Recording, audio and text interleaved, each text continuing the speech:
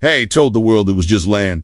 Wild, empty, waiting. But the land had always been alive. Long before maps were drawn or flags planted, it was the heartbeat of ancient tribes who spoke to the stars, who sang in forgotten tongues, who read the rivers and danced barefoot across the earth.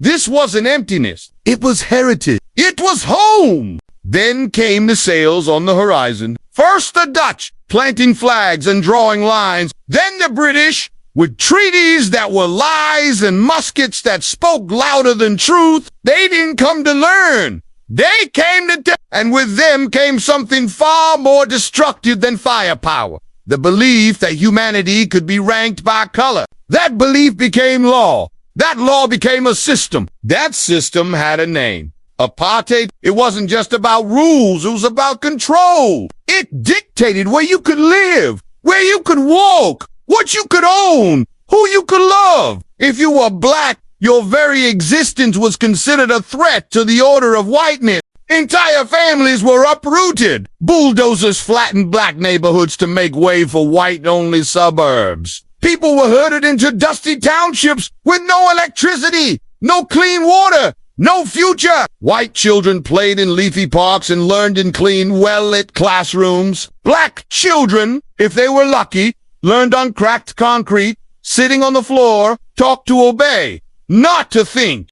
Everything was divided. Beaches, benches, hospitals, libraries, buses, even blood. A country torn in two by law and by fear. In white cities, lights burned bright and fountains sparkled. In black townships, silence reigned, broken only by coughs of sickness and the quiet hum of despair. Even love between races was illegal, punishable not just by shame but by prison. But you can't cage dignity forever. In 1960, a peaceful protest formed in the township of Men and women gathered to challenge the past laws, the cruel internal passports that dictated black movement. They carried no weapons, just hope. But the police answered with bullets. 69 people were killed, most shot in the back as they fled. Over 180 more were wounded. The world saw the photographs. Bodies sprawled, mothers screaming,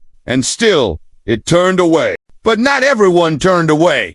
From the ruins rose a man, not a warrior in armor or a prince from legend, but a quiet lawyer named Nelson Mandela. He did not shout for vengeance. He spoke for justice. He called for peace, for equality, for a South Africa that belonged to all who lived in it, for daring to dream. They called him a threat. For speaking truth, they silenced him with chains. For 27 long years, Mandela was locked away in a stone cell on Robben Island. Days were filled with labor, nights with cold. He missed birthdays, funerals, revolutions. Outside, the world spun forward. Color TV, the moon landing, the fall of Berlin. But in his tiny cell, time stood still. They thought prison would break him. Instead, it shaped him. They buried him in stone, but he was a seed. And seeds remember the sun. When he finally walked free in 1990, the ground shook, not with violence, but with hope. Mandela emerged, not with a fist, but with an open hand, and South Africa, scarred and shaken, reached back. In 1994, the impossible happened. Black and white South Africans stood in the same lines, cast the same votes, chose the same future. The prisoner became the president. Mandela could have called for payback. Instead, he called for peace. He knew that justice without reconciliation is still a war, and healing, though slow, is the only true victory. Apartheid officially ended, but scars don't vanish with signatures. Racism didn't disappear. Inequality didn't evaporate. The legacy of stolen land, broken families, and institutional poverty remains. Yet so does the will to rise. So does the courage to remember and to rebuild. Today, South Africa carries its history like a heavy drum, still beating, still echoing in Soweto, in Cape Town, in Durban, New generations are rising. Artists, teachers, activists, dreamers.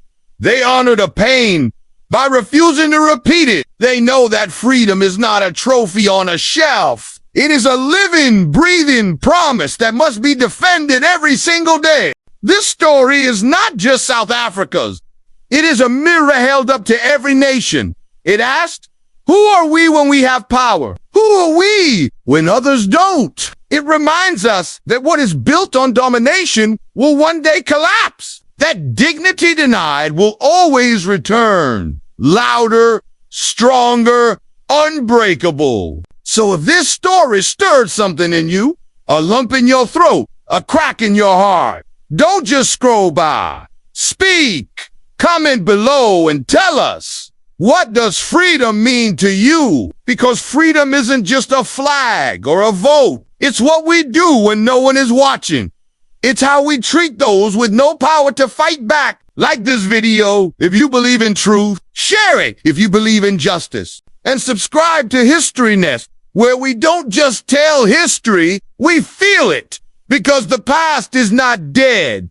It lives in us. And if we forget, we risk repeating it.